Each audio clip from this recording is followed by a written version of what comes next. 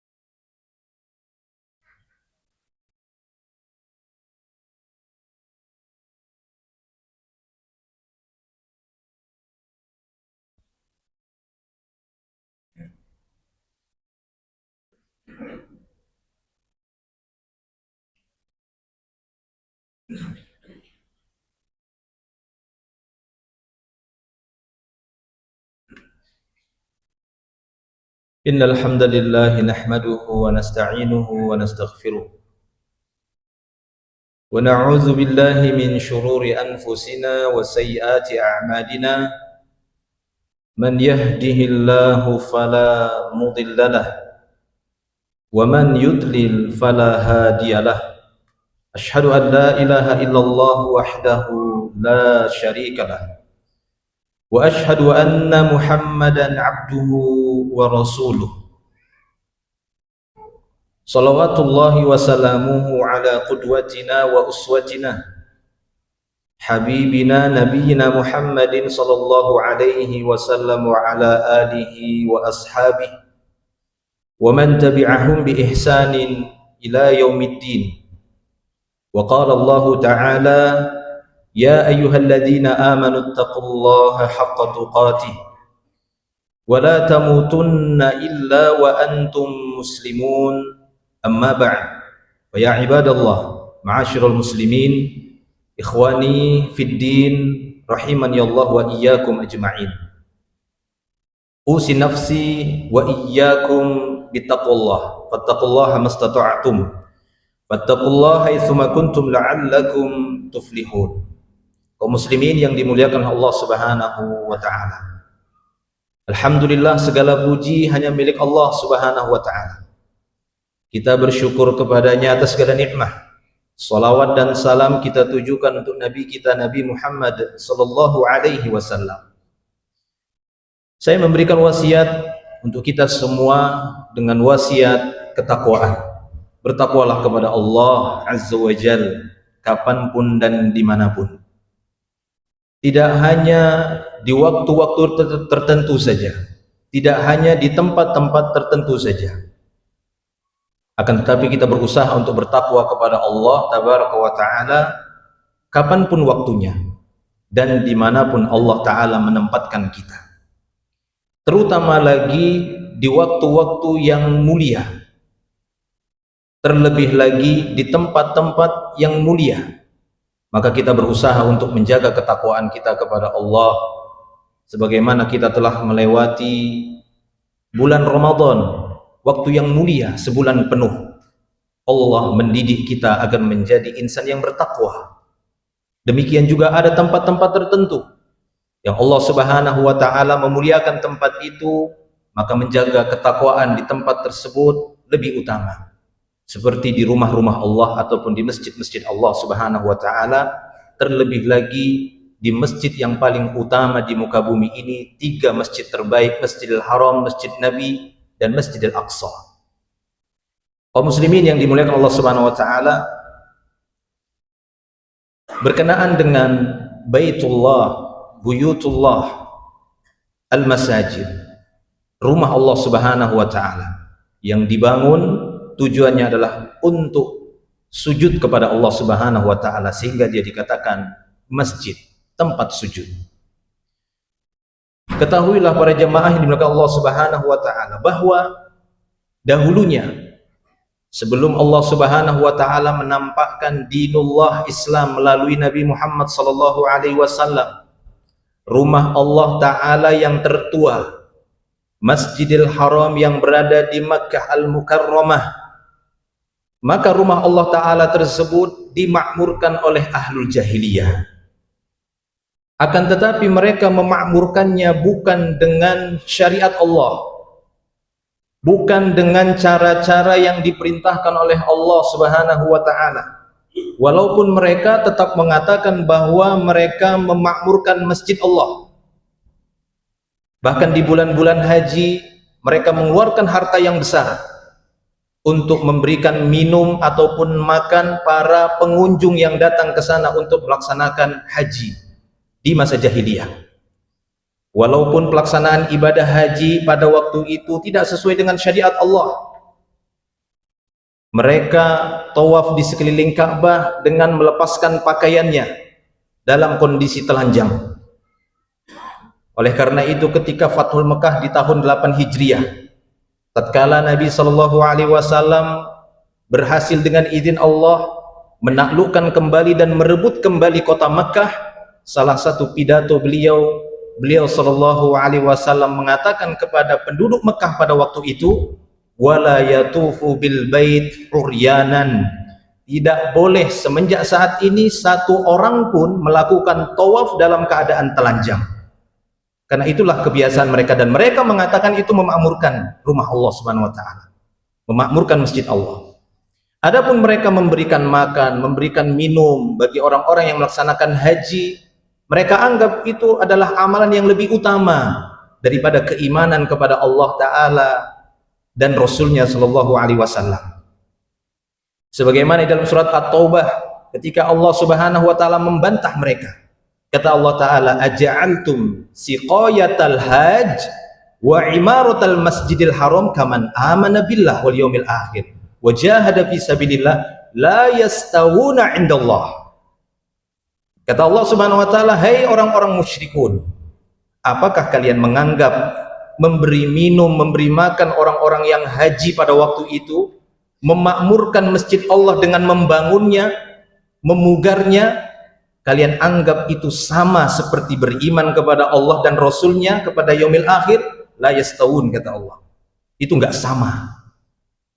Walaupun perbuatan kalian mengeluarkan harta, membantu orang-orang yang haji, tapi tidak sesuai dengan syariat Allah Subhanahu Wa Ta'ala, kalian belum beriman kepada Allah. Itulah modal paling utama untuk memakmurkan masjid Allah Subhanahu Wa Ta'ala, yaitu iman kepada Allah dan tidak menyekutukannya dengan sesuatu apapun, dan melaksanakan syariat Allah di masjid-masjid Allah Ta'ala, bukan justru melakukan pelanggaran di masjid Allah dengan berbuat kesyirikan, dengan melakukan tawaf dalam keadaan telanjang sebagai simbolis bahwasanya mereka lepas dari dosa.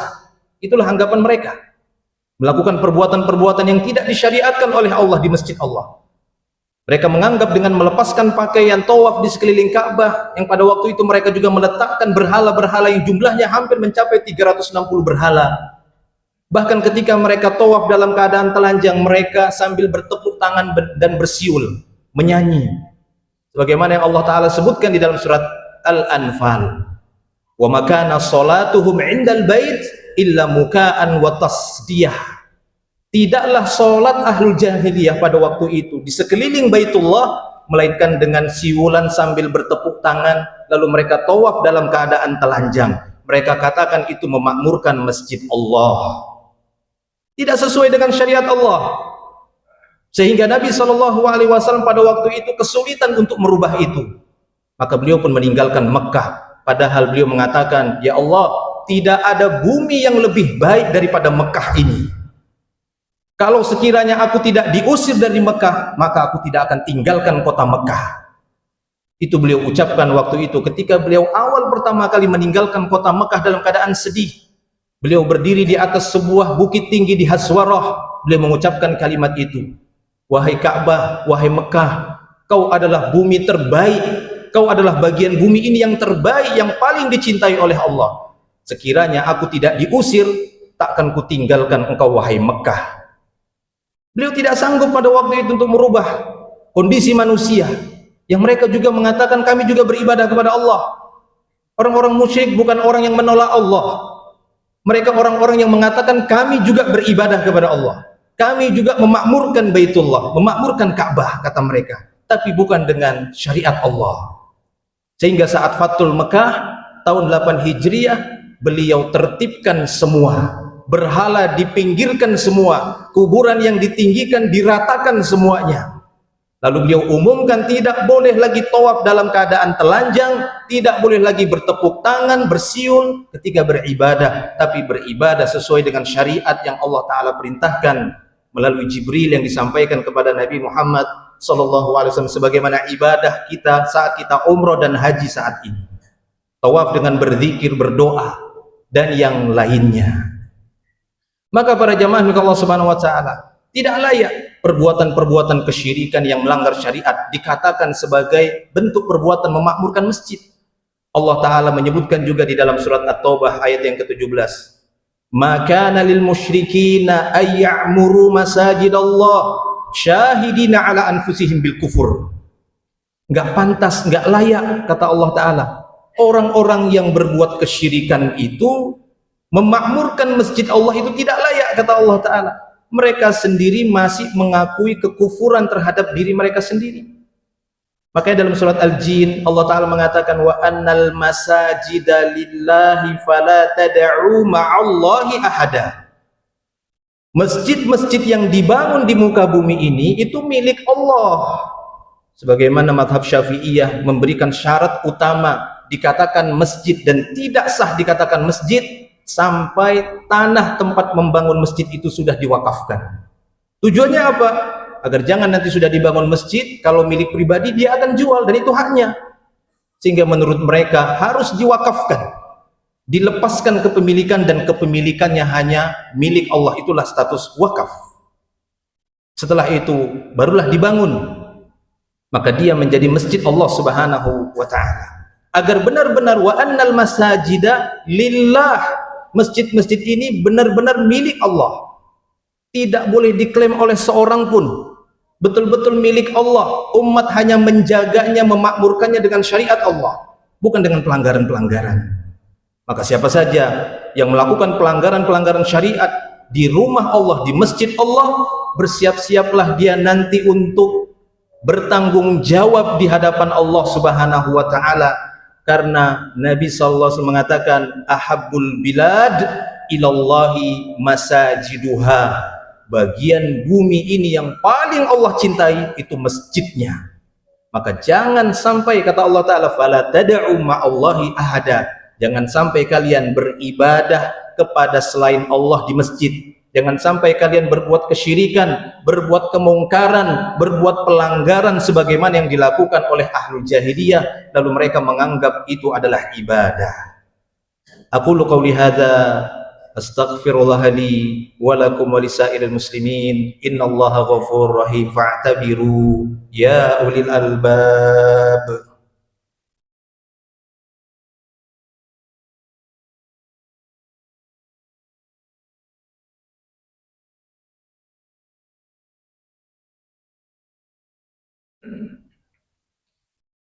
Alhamdulillahi rabbil alamin, hamdan katsira, hamdan tayyiban mubarakan fihi wa mubarakan alaihi kama yuhibbu rabbuna wa yardah.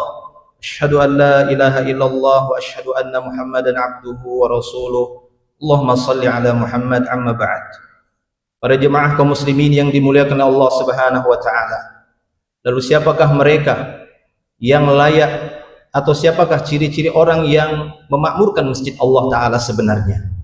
Allah Subhanahu wa taala berfirman di dalam surat At-Taubah ayat yang ke-18, innama ya'muru masajidallah man amana billah wal yaumil akhir wa aqamas shalah wa ataz zakah wa lam yakhsha illallah faulaika fa'asa ulaika ayyakun minal muhtadin.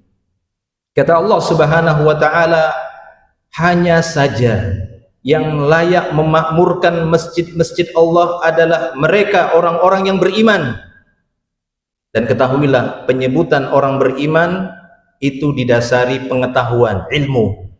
Allah Ta'ala berfirman di dalam surat Muhammad, fa'lam annahu la ilaha illallah. Kata Allah, wahai Muhammad, ilmuilah makna la ilaha illallah. Maka makna iman sebagai orang-orang atau ciri orang yang memakmurkan masjid Allah adalah mereka yang beriman dan betul-betul faham hak Allah, betul-betul mengerti siapa itu Allah Subhanahu wa ta'ala. Dia bukan makhluk. Tidak sama penghormatan dan pengagungan kita kepada makhluk kemudian kepada Allah, ini tidak sama. Karena pengagungan kita kepada Allah, penghormatan kita kepada Allah adalah ibadah. Akan tapi penghormatan kita kepada sesama manusia adalah dalam rangka mentaati Allah, sesuai dengan aturan Allah dan tidak melampaui batas.